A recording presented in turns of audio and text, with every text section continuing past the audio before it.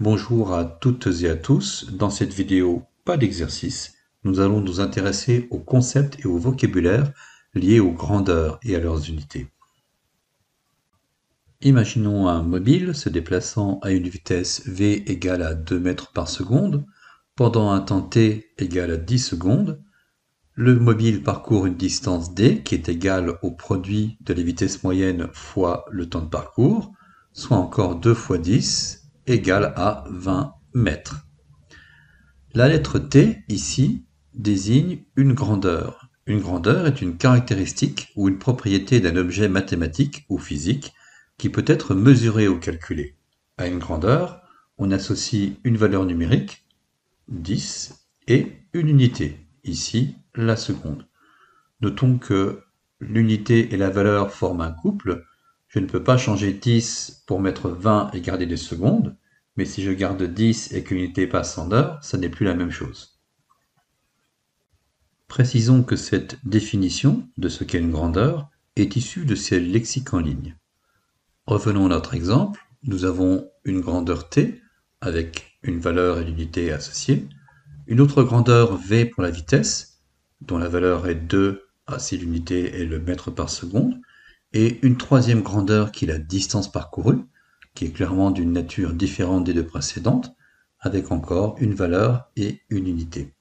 En fait, en sciences physiques, on peut recenser un très grand nombre de grandeurs différentes, et il est apparu le besoin de les hiérarchiser, de trouver quelles sont les grandeurs fondamentales sur lesquelles on pourrait s'appuyer pour calculer toutes les autres. On a défini les grandeurs de base, qui sont choisies de façon à ce qu'aucune de ces grandeurs ne puisse être exprimée en fonction des autres. Le système international de grandeur, en anglais ISQ, définit 7 grandeurs de base. 4 d'entre elles nous seront particulièrement utiles dans le cours de quatrième. La longueur, de symbole grand L, la masse, de symbole grand M, le temps, dont le symbole est grand T, et l'intensité de courant, de symbole grand I. Revenons encore une fois à notre exemple. La lettre T désigne donc une grandeur de base. Il en va de même pour la distance, qui est également une grandeur de base. Par contre, ce n'est pas le cas pour la vitesse v. La vitesse ne fait pas partie des 7 grandeurs qui ont été retenues comme grandeur de base. La vitesse peut être calculée avec la formule v égale distance parcourue divisée par le temps.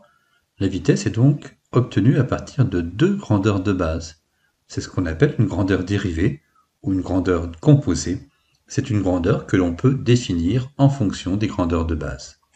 En résumé, si l'on considère une grandeur, soit elle fait partie des 7 grandeurs de base répertoriées, soit ce n'est pas le cas, et dans ce cas, c'est une grandeur dérivée.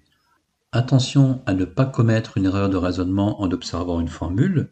Ici, la distance parcourue est écrite comme le produit de 2 grandeurs, et pourtant, ça n'est pas une grandeur dérivée. Et de la même façon, la vitesse n'est pas une grandeur de base.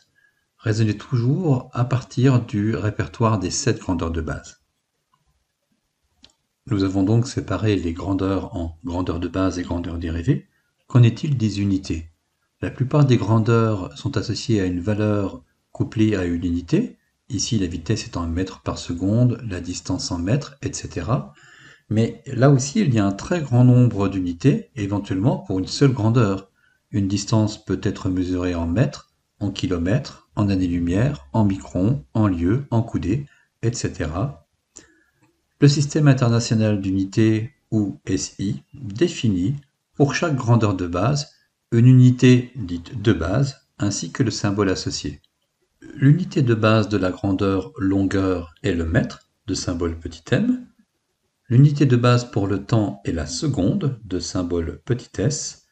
L'unité de base de la masse est le kilogramme, et pas le gramme, de symbole petit kg. Et enfin, au niveau quatrième, l'unité de courant électrique est l'ampère, de symbole grand A. On distingue 2 espèces de grandeurs dérivées, les grandeurs quotients, qui sont obtenues en faisant le quotient de 2 grandeurs de base, et les grandeurs produits, que l'on obtient en faisant le produit de 2 grandeurs de base. Parmi les grandeurs quotients, nous connaissons la vitesse moyenne, définie par le quotient de la distance parcourue et du temps de parcours, et aussi, par exemple, la masse volumique, qui est le quotient de la masse d'un corps par le volume qu'il occupe. Les grandeurs produits, nous connaissons déjà l'air, qui est le produit de deux longueurs, l'aire d'un rectangle étant sa largeur fois sa longueur. Et en troisième, vous étudierez l'énergie consommée par un appareil électrique, qui est égale à sa puissance, multipliée par le temps de fonctionnement.